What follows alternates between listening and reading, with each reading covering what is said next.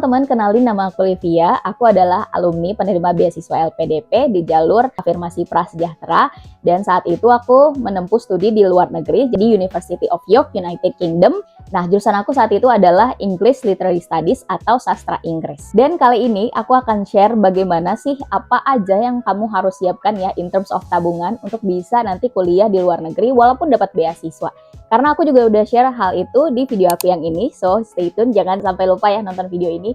Ini salah satu video yang impactful ya ke teman-teman, bahwa bermimpi itu tidak hanya untuk kamu yang datang dari keluarga menengah ke atas saja, tapi kita-kita yang mungkin kurang beruntung dari orang lain juga bisa bermimpi tinggi, kuliah sampai ke luar negeri dan jadi orang-orang hebat itu juga. So stay tune in this video.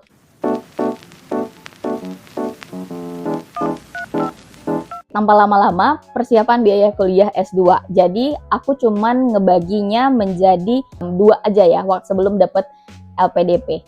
Yaitu yang pertama adalah biaya tes TOEFL ITP. Sekali lagi aku sampaikan, aku LPDP jalur Afirmasi Prasejahtera ya. Jadi, teman-teman bisa baca di buku panduan LPDP tentang berbagai macam nih, banyak beasiswa jenis LPDP bisa dicari. Yang mana teman-teman yang eligible dan lebih menguntungkan teman-teman. Saat itu aku mengambil prasejahtera karena memang persyaratannya jauh lebih memudahkan daripada yang reguler dan alhamdulillah aku juga eligible. Nah, yang pertama adalah TOEFL ITP, itu biaya kurang lebih 700.000. Kemudian yang kedua adalah setelah aku dapat LPDP ya, dan aku juga diharuskan untuk daftar ke kampus, biaya untuk translate dokumen. Jadi kalau untuk di kampus luar negeri, aku harus translate ijazahku ke translator tersumpah. Jadi waktu itu aku ngehabisin duit kurang lebih 200.000 aja, nggak mahal-mahal teman-teman. Kemudian aku juga harus ngambil tes IELTS. Kalau aku kan di jalur Afirmasi Prasejahtera. Jadi saat itu sebenarnya aku juga dibiayai pengayaan bahasa oleh LPDP di mana aku belajar IELTS. Dan LPDP juga ngebayarin tesnya. Tapi saat itu aku terlalu stres ya, aku takut sekali dibayar LPDP tapi aku nggak dapet skornya. Tapi aku pengen di tahun itu aku udah sampai ke Inggris dan menempuh S2 aku. Nah, jadi aku bacain tuh requirements di kampus aku, University of York. Dan saat itu karena masih agak deket-deket COVID ya, mereka masih menerima Duolingo English Test. Aku lihat biayanya jauh lebih affordable, yaitu 700.000, dan skornya itu kayaknya aku bisa achieve deh. Kemudian aku cobalah ini, dan saat itu aku tanyain ke LPDP, bisa. Yang penting adalah kita dapetin LOA. Jadi LPDP akan bayar harga tes kita itu. Oke, aku cobalah si Duolingo ini, cuman 700.000 teman-teman.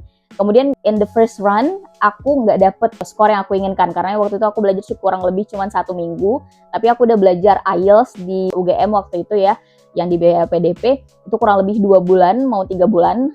So mungkin aku udah belajar tentang tes itu cukup banyak. Cuman ngebiasain tentang Duolingo ini gimana sih supaya bisa dapet skor yang aku inginkan. Yang pertama tes aku cuman dapet 110, masing-masing bandnya itu kurang gitu minimalnya. Itu di BPLDP ya. Tapi aku nggak lolos, nggak jebol nih.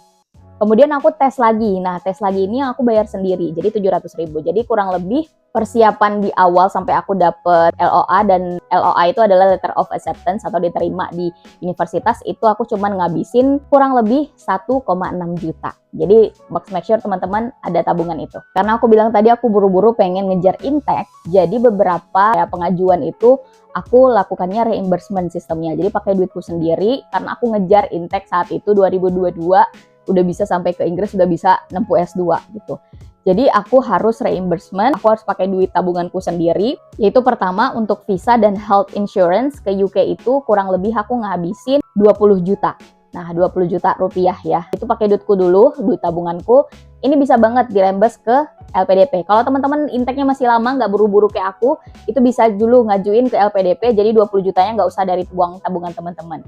Ini adalah worst case ya, kurang lebih tabungan seberapa yang teman-teman perlukan. Dan balik lagi karena aku buru-buru, jadi aku book tiket ke Inggrisnya itu pakai duit aku sendiri. Jadi waktu itu aku pakai Air France ya, dari Prancis. Itu kurang lebih 17 juta karena di saat itu sudah cukup gelombangnya besar ya yang pada pengen ke Inggris, jadi cukup mahal. Aku ngelihat teman-temanku waktu di Inggris itu bisa dapet yang cuma 10 juta, tapi itu memang udah sebulan, beberapa bulan sebelum berangkat mereka udah beli tiket. Dan juga karena aku buru-buru, jadi deposit kita harus bayar tuh. Kita kan nyari rumah ya, aku cari rumah di Inggris segala macam, dan kita harus bayar deposit setelah kita pengen nge-keep rumah itu. Jadi aku bayar deposit kurang lebih 7 juta. Tapi ini semua sebenarnya bisa nanti kembali lagi duitnya karena ada settlement allowance. Aku sudah bahas settlement allowance itu di sini. Jadi LPDP nanti akan nge-cover itu semua. Total sendiri untuk reimbursement LPDP yang dari duit aku itu adalah 44 juta. Memang aku ada tabungan saat itu 45 juta. Aku nggak tahu nabung tuh apa, aku suka nabung aja orangnya. Kemudian aku nggak tahu ya, aku nggak expect banget dapat beasiswa tapi harus banyak habiskan duit kita sendiri juga. Jadi saat itu, oh akhirnya aku tahu, aku tabung tuh ternyata untuk ini. Jadi di video aku yang ini, aku juga nge-share kalau kamu pengen dapat beasiswa, jangan lupa nabung juga. Gitu. Tabungan yang paling minim yang kamu harus punya adalah yang tadi ya, yang kayak aku bilang itu, kalau di Prasejahtera mungkin 1,6 mungkin sampai 2 juta itu cukup sekali. Tapi kalau misalnya mungkin kamu ngambil yang reguler, tabungan 5 juta yang mana untuk tes TOEFL 3 juta, tes IELTS 3 juta gitu, dan kebutuhan lainnya. Mungkin 5 sampai under itu yang kamu butuhkan untuk daftar beasiswa. Tapi balik lagi untuk sampai ke Inggris tergantung ya teman sistemnya, apakah bisa nunggu dari biaya LPDP dulu cair.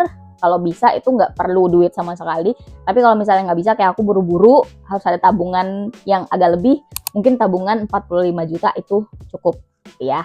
Semua tadi itu ya kalau aku mau masukin dari pendaftaran LPDP sampai aku udah bisa sampai ke UK gitu, uang aku yang kepake kurang lebih 45 juta 600.000 atau mungkin kalau mau dibulatin jadinya 47 juta gitu. Jadi kurang lebih ada tabungan orang tua atau segala macam yang bisa dipinjem karena itu menjelang LPDP bisa ngebalikin aja guys. Jadi nggak terlalu lama gitu. Dan estimasi biasanya pengajuan LPDP itu 1 sampai 20 atau 1 sampai 10 hari kerja gitu. Jadi kurang lebih 20 hari lah kalau kita ngitung kalender, tapi kalau hari kerja itu 10 hari. Gitu teman-teman, mungkin yang bisa aku bagiin tentang berapa duit yang harus kamu siapkan untuk bisa sampai ke luar negeri dari case aku kemarin di tahun 2022 ya, waktu aku ke Inggris dan lulus LPDP di 2021. Kurang lebih mungkin masih sama, gak jauh beda gitu. Terima kasih sudah menyaksikan, jangan lupa like, comment, dan subscribe YouTube channel aku, dukung channel ini juga. Aku seneng banget, kenapa aku pengen bagiin banyak informasi, karena aku sudah merasakan banyak manfaat dari bisa berkuliah di luar negeri, bisa lanjut kuliah teman-teman, dan itu dibiayai, kita ibaratnya tetap dibiayai, padahal kita nih yang makin pintar. Jadi aku pengen lebih banyak anak Indonesia, kita yang mungkin dari keluarga prasejahtera yang bisa lebih sejahtera hidupnya melalui pendidikan dan bisa ngangkat derajat orang tua. Jadi jangan lupa ngebagiin video ini ke teman-teman kamu dan orang-orang yang menurut kamu juga harusnya bisa melanjutkan pendidikan walaupun mungkin datang dari latar belakang yang kurang beruntung. Segitu aja video dari aku. Terima kasih sudah menyaksikan. Bye!